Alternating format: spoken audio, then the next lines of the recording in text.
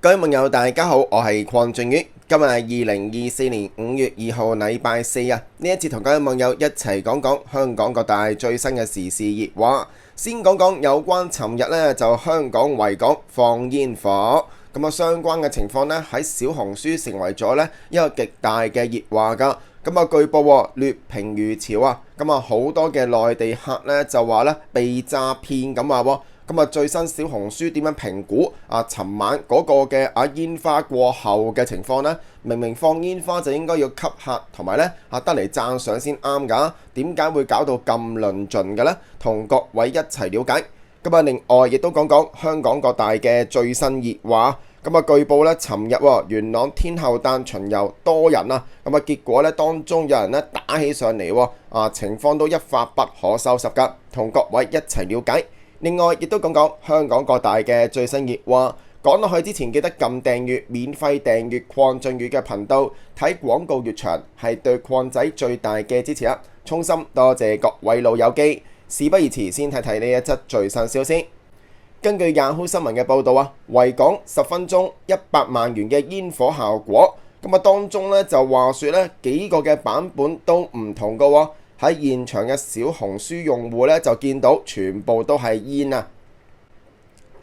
報道嘅內文提到啦，5·1煙火匯演呢，就喺尋晚8點舉行。咁啊，煙火從尖東海面嘅一艘等船綻放啊，比起元旦嘅煙花等等，規模較小㗎。選址尖東亦都有別於平日嘅幻彩詠香江。咁啊，煙火匯演吸引咗數以千計嘅觀眾到尖東海濱花園觀賞。當中大部分嘅人係嚟自內地嘅遊客，但受訪嘅內地遊客同埋本地人都表示未能夠見到 HK 嘅字樣嘅煙火，略感可惜。咁啊，記者尖東星光大道李小龍像隔離嘅天橋位置嘅傳媒區呢係觀看煙火㗎，同樣見唔到 HK 嘅字樣喎，只有站在尖沙咀中心對出嘅海濱公園，即係煙火船嘅正面位置啊，先至有機會見到呢個 HK 嘅英文字樣。咁啊話説啦，嚟自香港嘅楊小姐一家住喺附近嘅酒店，咁啱遇到今次嘅煙火匯演，就話啦覺得都幾好啊，只係時間有啲短。佢哋以為至少煙火匯演會長達半個鐘㗎。佢哋來港3日，冇特別中意或者唔中意嘅地方，認為同上海差唔多㗎。咁啊，嚟自山東嘅馬女士就表示8:05先至留意到有煙火匯演，咁啊趕唔切睇喎。但佢表示煙火睇唔到都冇乜所謂咁話喎。咁啊，香港遊人呢亦都佔咗少部分㗎。住喺西營盤嘅小雨呢就認為每個月放煙火對遊客嚟講唔夠吸引力，而且欠新意㗎。咁啊，因為大陸好多嘅城市都有煙花。佢係因為夜晚冇節目先嚟到㗎，佢對於未能夠見到 HK 字樣嘅煙火，亦都感到可惜咁話㗎。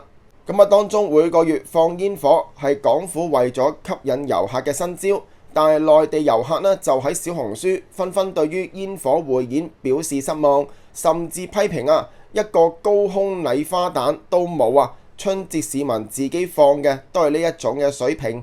亦都話啦，睇煙花被詐騙的一天，亦都話啦，慶幸冇消費遊艇出海睇煙火，又形容煙火匯演係遊客嚟消費嘅噱頭咁話喎。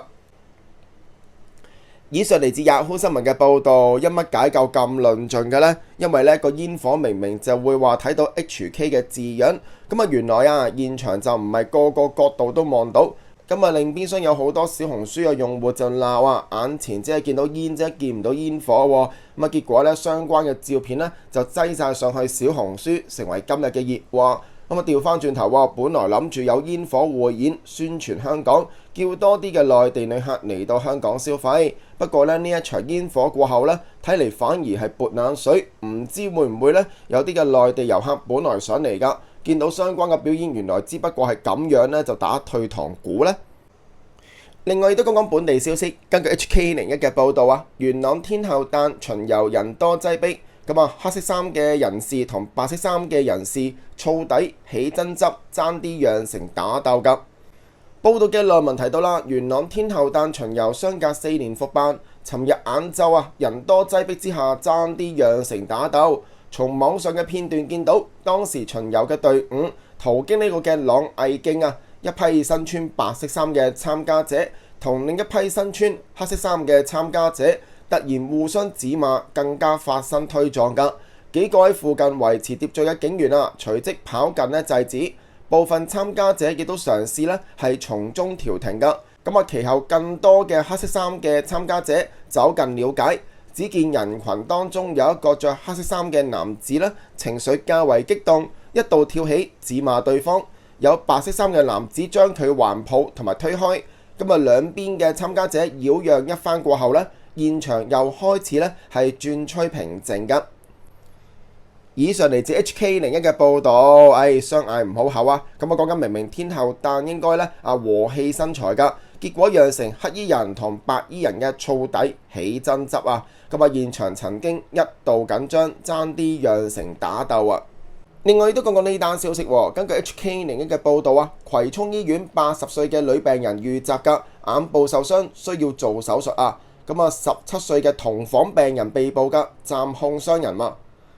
報道嘅內文提到啦，葵涌醫院發生傷人案㗎，院方喺5月1號咧發新聞稿表示，該院一名80歲嘅女病人喺4月30號一個精神科病房留醫期間，懷疑被另一個嘅病人所襲擊，導致左眼受傷㗎。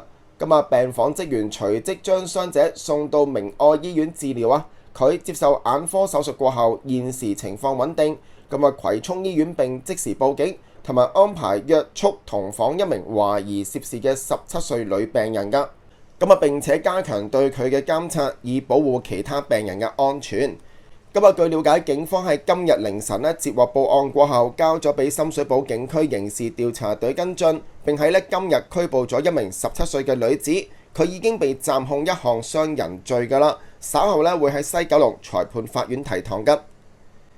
以上嚟自 HK01 嘅報導，同一個病房啊，據報80歲嘅女病人遇襲，眼部受傷都幾嚴重㗎，要做手術啊。估計係同房嘅17歲嘅病人所為啊，嗰人係被控傷人罪㗎。另外亦都講呢單消息喎，根據 HK01 嘅報導啊，元朗18鄉交匯處兩架車相撞㗎，私家車司機涉嫌無牌駕駛等罪被捕啊。報道嘅內文就提到啦，元朗發生車禍㗎。